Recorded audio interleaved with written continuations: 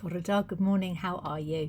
We're into February at long last. Don't get me wrong, I love the cold weather. I love wrapping up warm. I actually quite like the darker nights, but there's something hopeful about February, isn't there?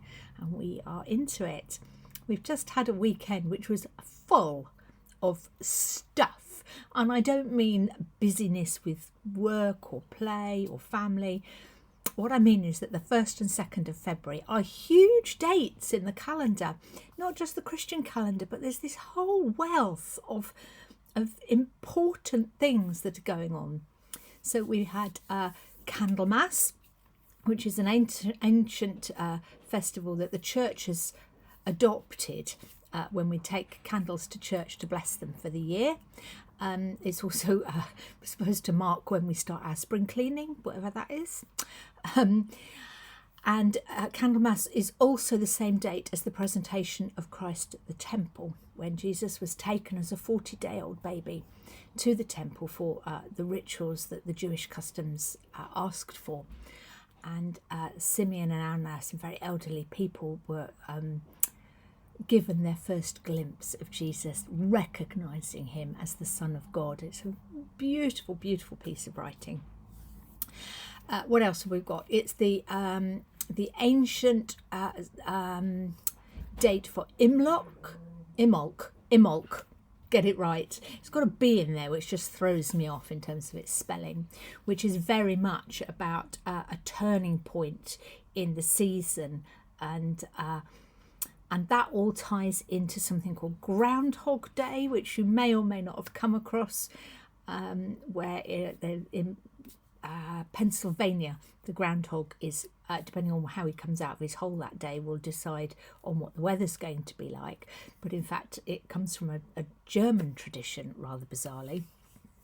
And there's something else about, and St. Bridget's Day. Yes, the 1st of February is St. Bridget's Day, and she should have been the patron saint of Ireland, but patriarchy got in the way of that one a little bit.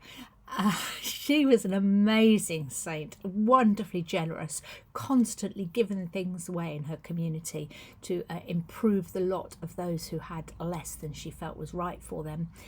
She was so generous with her family's stuff that her dad tried to sell her because she was such a liability, and it didn't stop her. She was amazing, always generous. She was said to be a healer, and the St. Bridget's cross is a very special cross, woven out of rushes that she picked up off the floor so that she could create a cross for someone who was sick and didn't have any kind of physical connection to the Christian faith. People hang those crosses as signs and symbols of protection. And so there's all of that went on. I've rambled, haven't I? But I had this amazing conversation about how Groundhog Day, we consider it to be a sort of American invention because we think of it as being something that comes out of Pennsylvania and the groundhog there. But in fact, when I did my digging around, it actually comes as a really ancient, old custom from Germany. So I'm guessing that the Germans took it to America. And it became part of American culture, having originated in Germany. And the German tradition around Groundhog Day is that they look for the first sighting of a badger. And depending on how this badger behaves, that will help them decide what the weather's going to be doing. Because if they'll get an indication that perhaps the winter's going to continue for a while, which tells the farmers not to plant. Fascinating, because it wasn't always a badger. It used to be a bear. You'll see why I'm doing this in a minute. But when bears became scarce in Germany, they just changed the folklore. They changed the tradition and said, oh, don't worry, we won't worry about whether we can spot bears and their behaviour or not. Let's look at the badgers and they'll be able to tell us. So this very old custom that they had around what bears do on the 2nd of February just changed to being what badgers do, and they were fine with it. It's not a new custom, it goes back and back and back, but it has morphed and changed and evolved. And I was thinking about a conversation I was having with somebody else last week, and I don't get fraught because nothing's happening, but about the pews in one of our churches, which we get very kind of emotional about. And lots of people, particularly those who don't come to church very often, very attached to the pews because they give our churches order and form. And we've kind of elevated the status of our pews as being important historically. And they're not. Most of our churches have got Victorian pews. They've only been around for 150 years. Some of them have got pews older than that, and you can tell because they're actually really beautiful. But most of our churches, the pews were around for our great-great-grandparents, but not before that. And we've given them this highly historic status when in fact in the life of our churches, they're really modern. And I was chewing over the kind of the difference there that there's this thing around bears and badgers which has morphed over time, and people seem to be coping with that, and we think it's a new custom and actually it's a very old custom. And then we think our pews are really old and they're very new, and how we have to be so careful that we understand time. There's a thing that says there's